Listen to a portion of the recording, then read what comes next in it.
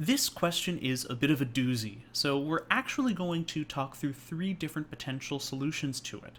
The first is the way that a student might typically solve the problem. The second is the way that a student who is maybe a little bit savvier might solve the problem. And the third way is the SAT guru way of solving the problem. So ideally, at the end of a tutoring session, you too will be an SAT guru. Let's dive in. ax plus by equals 10, 3x plus 7y equals 15. In the system of equations above, a and b are constants. If the system has infinitely many solutions, what is the value of a over b? So the first challenge that students need to overcome is just understanding exactly what this is asking us about. Students are pretty familiar with systems of equations in general. High schoolers at least have this all in Algebra 1. They do a lot of work with systems of equations, but the issue here is that most of the time in a systems of equation problem, students have been trained to solve either for a value for x or for a value for y, or for some combination thereof, and they're going to do that with substitution or elimination. The problem is, this question isn't asking us about values for x or y. It's asking us for the value of a over b. So my normal strategy isn't going to work. The second problem is that I've got this language that the system has infinitely many solutions. So it's got infinitely many solutions, and this is a little bit challenging for a lot of students. For a quick primer on what this means, let's imagine an xy coordinate plane, and I've got a system of equations. So a system of equations means I just have more than one equation. If I've got one equation, let's say it's cubic, it looks kind of like this. And then another equation, let's say it's linear, and it looks kind of like this. That's linear-ish. My solutions are where these equations meet. So this system has three solutions, right? If a system has infinitely many solutions, that means it's just the same function, right? I just have two functions that are the same. Every single point on the function is a solution. So when I take a look at this, it actually makes a lot more sense. This system has infinitely many solutions. That means that these two functions are equal to one another. They are the same function. Now, I have a problem.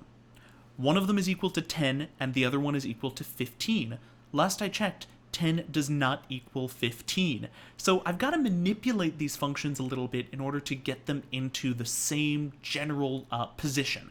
They've got the same shape right now, but I want them to be both equal to that same constant. Both 10 and 15 are factors of 30, so I can just set them equal to 30 by multiplying this whole thing by 3 and multiplying this whole thing by 2. And then I get 3ax plus 3by equals 30, and 6x plus 14y also equals 30.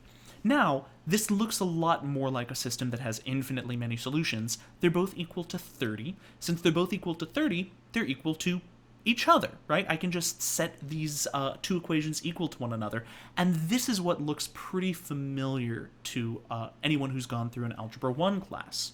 So this means 3ax plus 3by equals 6x plus 14y. And now, hopefully students will recognize that I've only got one x term on each side of the equation, so that means 3ax has to equal 6x, which means I can divide both sides by x, I can divide both sides by 3, and I get a equals 2. And I can do the same thing with my y's, right? 3by equals 14y, and this means that I can divide both sides by y, I can divide both sides by b, and I get, divide both sides by 3 rather, and I get b equals 14 over 3. So now I'm looking for the value of a over b. This is a little bit ugly because I've got a equals 2 and b equals this compound 14 over 3.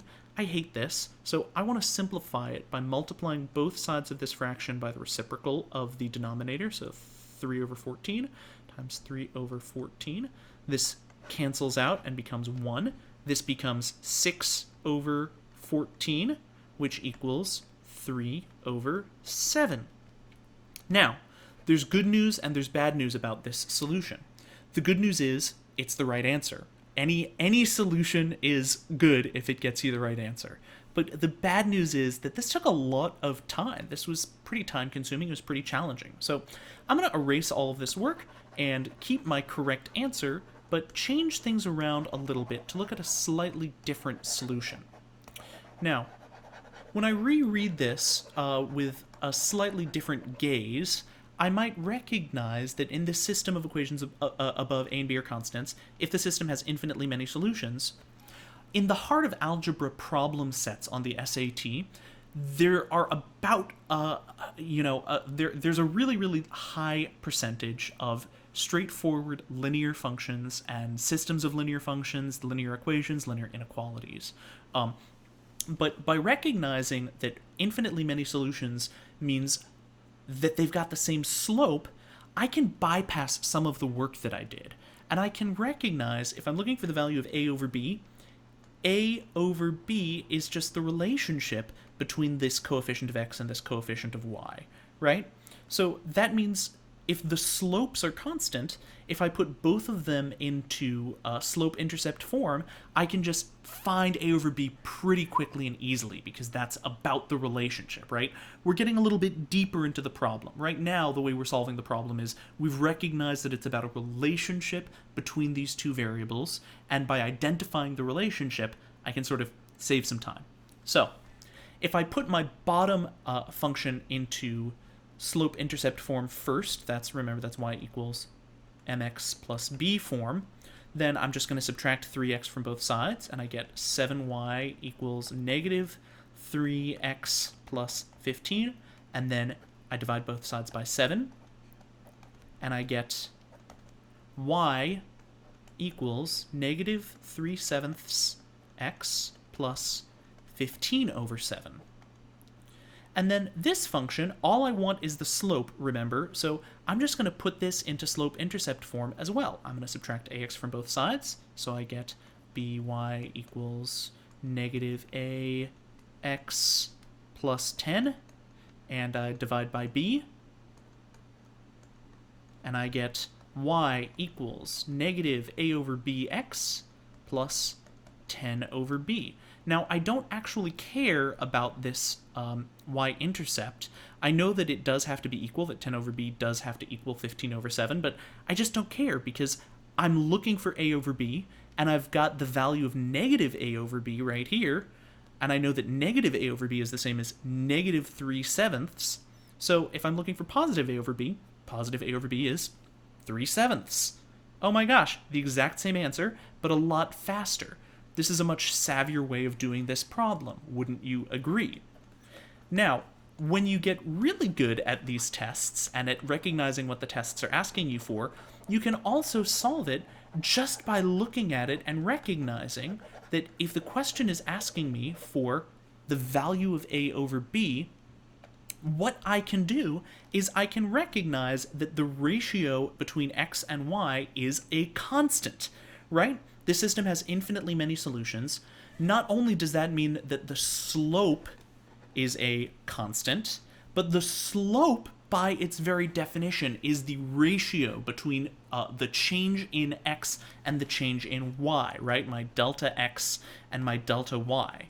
And so while these equations are in this specific form, I can see my relationship between a and b, my ratio of a to b is 3:7, which means that a over b equals 3/7.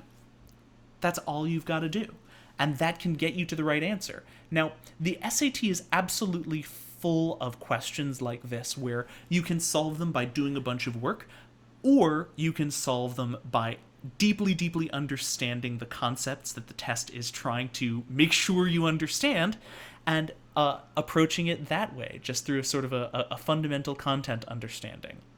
Thanks so much for watching these solutions, and I hope to speak with you soon.